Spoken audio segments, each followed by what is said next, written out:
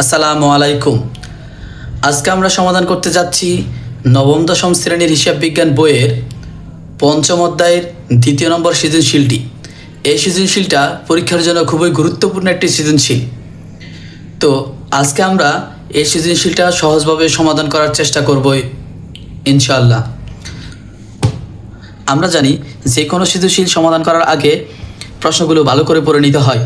তো চলুন আমরা প্রশ্ন পড়ি। প্রশ্ন বলছে উপযুক্ত তথ্য হতে প্রারম্ভিক মূলধনের পরিমাণ নির্ণয় করো। আমরা জানি প্রারম্ভিক মানে হচ্ছে যে 1 তারিখ, আর প্রারম্ভিক মূলধন মানে হচ্ছে যে 1 তারিখের মোট সম্পদ মাইনাস 1 তারিখের মোট দায়। এরপরে বলছে ক প্রশ্ন জানুয়ারি 1, 3, 7, 15 তারিখে লেনদেনগুলোর সাথে জড়িত হিসাবের শ্রেণী দেখাও। জাস্ট দিনগুলোর সাথে কোন কোন হিসাব আছে আর সেগুলোর সাথে কোন কোন হিসাবের শ্রেণী জড়িত আছে সেগুলো আমরা দেখাবো। ঘ প্রশ্ন বলেছে জানুয়ারির 4, 8, 24, 30 তারিখে লেনদেনগুলোর ডেবিট ক্রেডিট নির্ণয় করো। তো চলুন আমরা প্রথমে ক প্রশ্ন সমাধান করি। উদ্দীপকে লেখা আছে জনাব অপু 2025 সালের জানুয়ারির 1 নগদ 1,70,000 টাকা এবং প্রতিটি 75,000 টাকার মূল্যে 2টি ফটোকপি মেশিন নিয়ে কম্পাস অ্যান্ড কফি নামের একটি ব্যবসা শুরু করেন। উক্ত মাসে তার ব্যবসায়ের অন্যান্য লেনদেনগুলো নিম্নরূপ।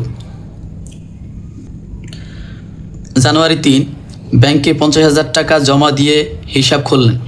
তো আমরা জানি ব্যাংকে টাকা জমা দিয়ে হিসাব খুললে ব্যাংকের টাকা বাড়ে, তাহলে ব্যাংক হিসাব ডেবিট, নগদান হিসাব ক্রেডিট, নগদ টাকা চলে গেলে ক্রেডিট।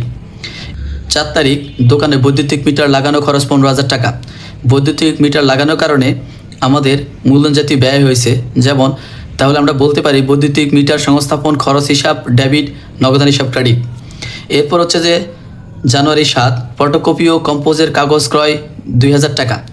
এই লেনদেনে অনেকে মনে করেন যে ফটোকপি ও কম্পোজ কাগজ ক্রয় করলে এটা মনিহারি ক্রয়, কিন্তু একটা জিনিস খেয়াল করতে হবে যে আমরা যেই ব্যবসাটা লেনদেনগুলো পড়তেছি সেই ব্যবসাটাই হচ্ছে যে কম্পোজ অ্যান্ড কপি, মানে একটা ফটোকপির দোকান। তো ফটোকপির দোকানের ফটোকপির কাগজ ও কম্পোজ হচ্ছে যে তার পণ্য, সেগুলো ক্রয় করছে বিক্রির উদ্দেশ্যে। কিন্তু মনিহারি কখনো বিক্রির উদ্দেশ্যে ক্রয় করে না, কারণ মনিহারি একটা প্রতিষ্ঠানের দৈনন্দিন কার্যক্রম পরিচালনার জন্য, যেমন কাগজ, পেন্সিল, রাবার ইত্যাদি জিনিসগুলো, ক্ষুদ্র ক্ষুদ্র জিনিসগুলো ক্রয় করা হয় ব্যবহারের জন্য, কিন্তু পণ্য ক্রয় করা হয় আবার বিক্রয় করার জন্য। তাহলে আমরা বলতে পারি ফটোকপি ও কম্পোজের কাগজ ক্রয় হচ্ছে যে ক্রয়। তাহলে ক্রয় হিসাব পণ্য ক্রয়, ক্রয় হিসাব ডেবিট, নগদান হিসাব ক্রেডিট। এরপর হচ্ছে বাকিতে একটি ফ্যান ক্রয় 3,000 টাকা। তার মানে হচ্ছে যে ফ্যান ক্রয় করলে আমরা বলতে পারি অফিস সরঞ্জাম হিসাব ডেবিট, নগদান হিসাব ক্রেডিট। এরপরেও বলছে দোকানের পরিচিতির জন্য এলাকায় 2,000 টাকা ব্যয়ে প্রচারপত্র বিতরণ। তার মানে হচ্ছে যে প্রচারপত্র বিতরণ মানে হচ্ছে যে বিজ্ঞাপন হিসাব ডেবিট, নগদান হিসাব ক্রেডিট। একটি স্কুলের প্রশ্ন ফটোকপি বাবদ নগদে 8,000 টাকা পাওয়া গেল।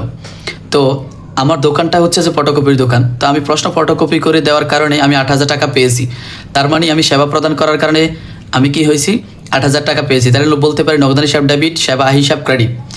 এরপরে হচ্ছে যে দোকানের ভাড়া বাবদ 5,000 টাকার চেক প্রদান। আমি আমার দোকানের ভাড়া প্রদান করছি চেকের মাধ্যমে, তাহলে আমার ব্যাংক থেকে টাকা চলে গেছে, ব্যাংক হিসাব ক্রেডিট, ভাড়া ব্যয় হিসাব ডেবিট। তো চলুন এখন আমরা ক প্রশ্ন সমাধান করব। তো আমাদের প্রারম্ভিক মূলধনের পরিমাণ নির্ণয়ের জন্য আমরা একটা চক এঁকেছি। লিখব তারিখ, বিবরণ, টাকা। তো আমরা জানি প্রারম্ভিক মূলধন হচ্ছে যে প্রারম্ভিক মোট সম্পদ মাইনাস প্রারম্ভিক মোট দায়। তো আমরা প্রথমে সম্পদগুলো যোগ করব। আমাদের প্রারম্ভিক সম্পদ আছে যে জানুয়ারি 2025, জানুয়ারি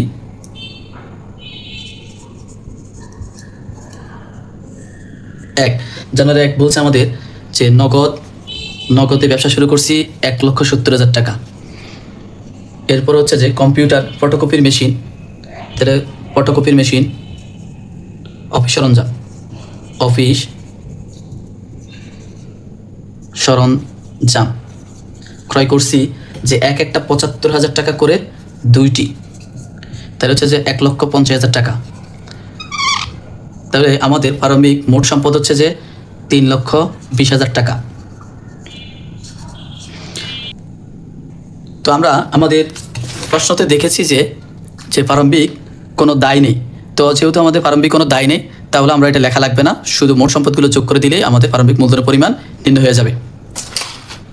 তাহলে আমাদের প্রারম্ভিক মূলধনের পরিমাণ ছিল 3,20,000 টাকা। আমাদের খ প্রশ্ন বলছে জানুয়ারি 1, 3, 7 ও 15 তারিখের লেনদেনগুলোর সাথে জড়িত হিসাবের শ্রেণী দেখাও। তো জড়িত হিসাবের শ্রেণীর জন্য আমরা যা এঁকেছি সেটা হচ্ছে যে তারিখ, পক্ষ বা হিসাব, আমরা লিখব পক্ষ বা হিসাব। এরপরে হবে হিসাবের শ্রেণী, হিসাবের শ্রেণী,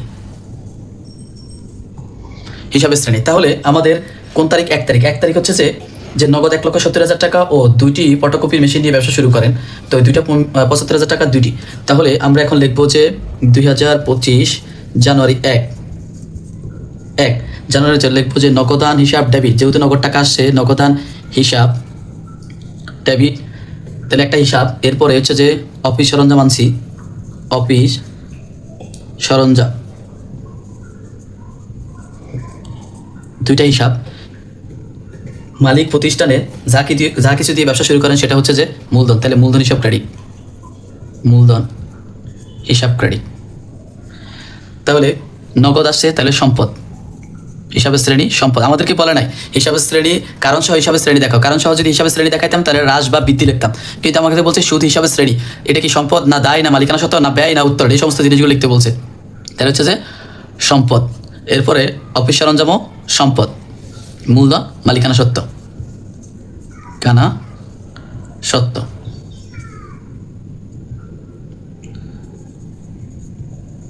মালিকানা সত্য। এরপরে এ ছিল আমাদের 1 তারিখের লেনদেন।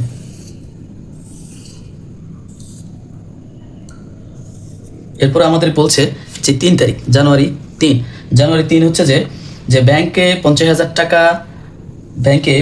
টাকা জমা দিয়ে হিসাব করলেন। তাহলে ব্যাংক হিসাব বৃদ্ধি পেয়েছে, তাহলে লিখবো ব্যাংকে টাকা বৃদ্ধি পেলে ব্যাংক হিসাব ডেবিট, হিসাব ডেবিট। এরপর অপর পক্ষে আছে আমাদের নগদ টাকা চলে গেছে, তাহলে নগদান হিসাব ক্রেডিট। তাহলে আমরা বলতে পারি 2টাই সম্পদ, নগদ সম্পদ, ব্যাংক সম্পদ। এই হচ্ছে আমাদের 3 তারিখের হিসাবের শ্রেণী। এরপর হচ্ছে যে আমাদেরকে বলছে কত তারিখ নির্ণয় করতে? 7 তারিখ। 7 তারিখে বলছে ফটোকপি ও কম্পোজ ক্রয়। যেহেতু আমরা প্রশ্ন বিশ্লেষণ করার সময় এটি মনিহারি না, এটা হচ্ছে পণ্য, তাহলে লিখতে হবে ক্রয় হিসাব, ক্রয় হিসাব। কত টাকা তো লিখতে বলা নাই। এরপর হচ্ছে যে নগদ টাকা চলে গেছে, তাহলে নগদান হিসাব ক্রেডিট। তাহলে ক্রয় করলে হয় ব্যয়, আর নগদ টাকা চলে গেলে সম্পদ।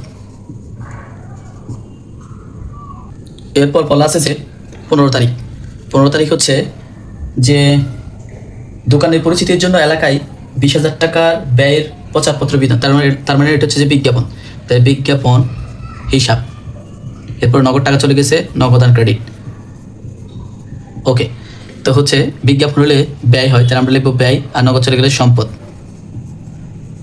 তো এই ছিল আমাদের লেনদেনগুলোর সাথে জড়িত হিসাবের শ্রেণী। এখন আমরা গ প্রশ্ন সমাধান করব। তো আমাদের গ প্রশ্ন হচ্ছে জানুয়ারি 4, 8, 24, 30 তারিখে লেনদেনগুলো ডেবিট ক্রেডিট নির্ণয়। এছাড়া আমরা চক এঁকেছি, চকের মধ্যে হচ্ছে যে তারিখ, সংশ্লিষ্ট হিসাব, পক্ষ বা হিসাবের শ্রেণী লিখি, হিসাবের নাম। এরপর হচ্ছে যে ডেবিট ক্রেডিট টাকা। তো প্রথম আমাদের 2025 জানুয়ারি 4 তারিখ। জানুয়ারি 4 তারিখ বলছে যে দোকানের বৈদ্যুতিক মিটার লাগানো খরচ 15,000 টাকা। তাহলে মিটার সংস্থাপন ব্যয়, বৈদ্যুতিক মিটার সংস্থাপন ব্যয়, বৈদ্যুতিক মিটার হিসাব ডেবিট, নগদান হিসাব ক্রেডিট। তাহলে এটা হচ্ছে যে ডেবিট ক্রেডিট টাকা। কত টাকা হচ্ছে যে 15,000। এখানে ডেবিট অথবা ক্রেডিটের ঘর একটাই বাতেও রাখা যায়, ডেবিট অথবা ক্রেডিট বা আলাদা আলাদাও দেওয়া যায়, কোনো সমস্যা নাই। এটা ছিল আমাদের 4 তারিখে। এরপরে জানুয়ারি কত? জানুয়ারি হচ্ছে 8 তারিখ। বাকিতে একটি ফ্যান ক্রয় করছে, তাহলে অফিস সরঞ্জাম হিসাব ডেবিট ডিআর। এরপর হচ্ছে যে নগদ বাকিতে ক্রয় করছে, তাহলে হচ্ছে পাওনাদার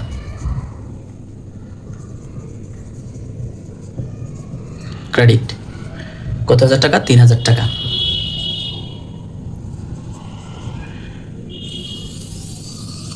এরপরে আমাদেরকে বলছে যে 24 তারিখ স্কুলের ফটোকপি বাবদ নগদে পাওয়া গেল। প্রশ্ন ফটোকপি করে দেওয়ার কারণে 8,000 টাকা পাওয়া গেল, তাহলে নগদ টাকা পাইছে, সেজন্য নগদ ডেবিট, নগদান হিসাব ডেবিট। এরপর হচ্ছে যে কিসের মাধ্যমে বলছি? সেবা, এটাকে আমরা সেবাই বলবো, সেবা আয় হিসাব ক্রেডিট। কত হাজার টাকা? 8,000 টাকা।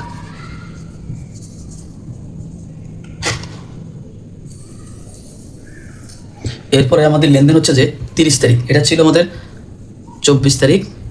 30 তারিখ বলছে যে দোকান ভাড়া বাবদ চেক প্রদান, তাহলে চেক প্রদান কারণে ব্যাংক থেকে টাকা চলে গেছে, আর ভাড়া হচ্ছে ব্যয়, তাহলে ব্যয় হলো ডেবিট, তাহলে ভাড়া হিসাব ডেবিট আর চেকের মাধ্যমে পরিশোধ করা হয়েছে, তার মানে ব্যাংক থেকে টাকা চলে গেছে, তাহলে ব্যাংক হিসাব ক্রেডিট।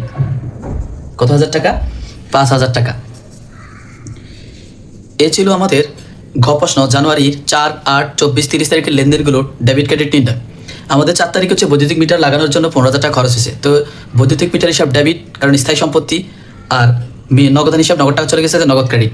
এরপর হচ্ছে যে একটি বাকিতে ফ্যান ক্রয় করা হয়েছে, ফ্যান ক্রয় করলে সেটা অফিস সরঞ্জাম হবে, তো সেজন্য অফিস সরঞ্জাম হিসাব ডেবিট, নগদ পাওনাদার হিসাব ক্রেডিট, কারণ বাকিতে ক্রয় করা হয়েছে। এরপর হচ্ছে যে প্রশ্নের ফটোকপি করে দেওয়ার কারণে নগদে 8,000 টাকা পাওয়া গেছে, তাহলে নগদান হিসাব ডেবিট, আর ফটোকপি করে দেওয়ার কারণে সেটা সেবা, তাহলে লিখলাম সেবা হিসাব ক্রেডিট। এরপর 30 তারিখ ভাড়া প্রদান করেছে চেকের মাধ্যমে, ভাড়া প্রদান করলে ব্যয় হয়, তাহলে হচ্ছে ভাড়া হিসাব ডেবিট, আর ব্যাংক থেকে টাকা চলে গেছে, সেজন্য ব্যাংক হিসাব ক্রেডিট। ওকে, আজকের ক্লাস এ পর্যন্ত। আল্লাহ হাফিজ, আসসালামু আলাইকুম।